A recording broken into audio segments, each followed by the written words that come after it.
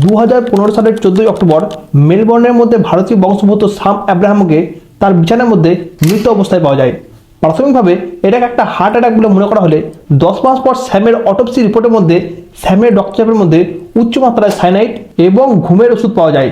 পরবর্তীকালে তদন্তে বেরিয়ে আসে স্যামের স্ত্রী সোফিয়া এবং তার প্রেমিক অরুণের মধ্যে একটা দীর্ঘদিনের পরকীয়া সম্পর্ক ছিল।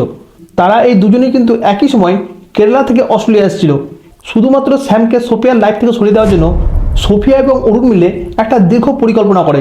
ঘটনার দিন রাত্রে সোফিয়া স্যামের জুসের মধ্যে ঘুমের ওষুধ মিশিয়ে দেয়, যার ফলে স্যাম অজ্ঞান হয়ে পড়ে এবং পরবর্তীকালে অরুণ বাড়ির মধ্যে ঢুকে অরেঞ্জ জুসের সঙ্গে সাইনাইড মিশিয়ে ফোটায় ফোটায় স্যামের মুখের মধ্যে ঢেলে দেয়, যাতে কোনো রকমের বাধা না দিয়ে সাইনাইডটাকে সে খেয়ে ফেলে।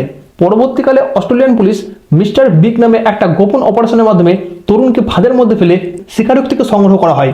এমনকি সোফিয়া এবং অরুণের ব্যক্তিগত ডায়েরি থেকেও এই হত্যাকাণ্ডের পুরো ব্লুপ্রিন্ট পাওয়া যায়, যার ফলে 2018 সালে অস্ট্রেলিয়ার আদালত সোফিয়াকে 22 বছর এবং অরুণকে 27 বছরের সশ্রম কারাদণ্ড দেয়।